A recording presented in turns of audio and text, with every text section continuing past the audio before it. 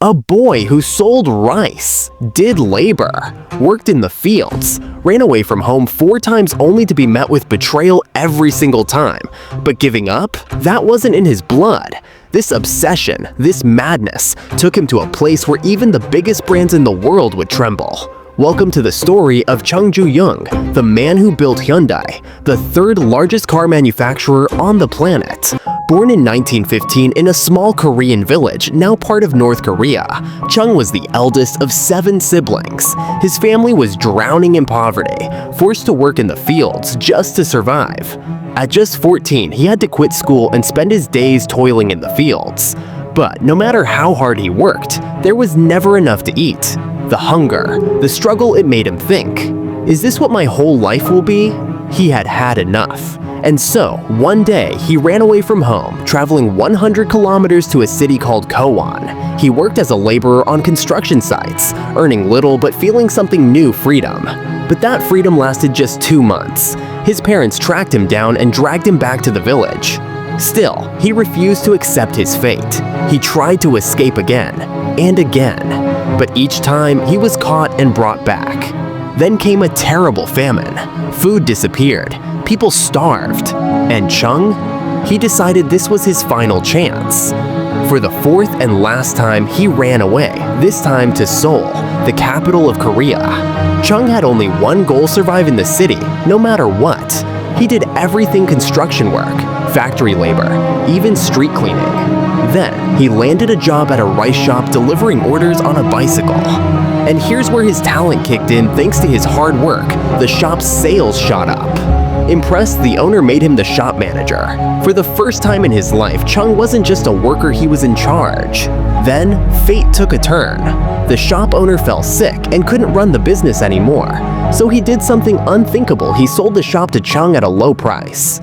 At just 22 years old, a runaway farm boy had become a business owner. He worked day and night, turning his rice shop into one of the most successful stores in the area.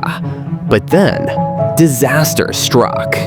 In 1937, Japan, who ruled over Korea at the time, went to war with China. To control food supply, the Japanese seized every rice shop in Korea, including Chung's. His business, gone. His savings, gone. He was back to zero. But Chung didn't break. Instead, he thought bigger.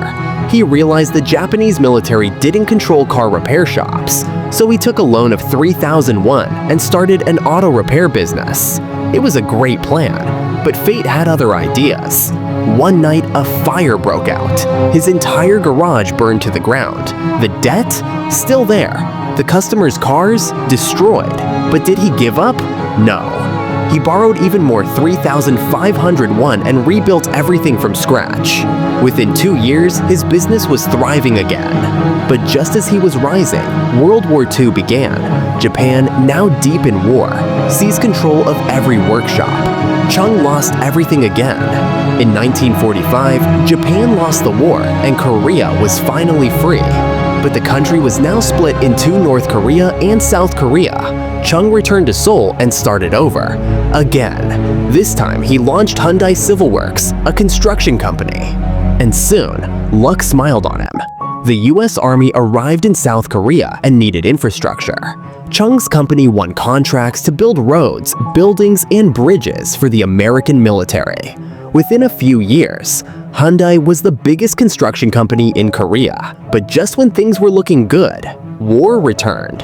In 1950, North Korea invaded South Korea, starting the Korean War.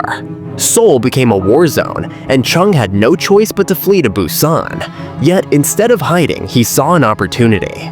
He realized the US Army still needed construction services, even in wartime. So, he restarted his business, helping to rebuild roads and military bases. And when the war ended, South Korea needed a complete reconstruction. Guess who they called? Hyundai. Chung's company rebuilt South Korea's highways, dams, and bridges, making it the country's #1 construction company. But Chung wasn't satisfied. He wanted to build something even bigger. In 1967, Chung made his boldest move, yet he launched Hyundai Motors. At first, Hyundai just assembled foreign cars, but Chung had bigger plans. He wanted to build a Korean car from scratch. So he hired the best engineers from around the world and designed Hyundai's first car, the Pony. But there was a problem. Nobody took Hyundai seriously. People mocked the Pony, saying it was cheap and unreliable. When Hyundai tried selling it in the US market, it flopped. But instead of quitting, Chung doubled down. He improved the design, built better models, and tried again. This time, it worked. By the 1990s, Hyundai was dominating markets worldwide. And today, Hyundai is the third largest car manufacturer in the world. After decades of struggle, Chung Yu-Jung finally stepped down, leaving Hyundai in the hands of his sons. In 2001, he passed away, but his legacy lives on. From a runaway farm boy to the king of the automobile industry, his story is proof that failure is just a step towards success. And here's a fun fact.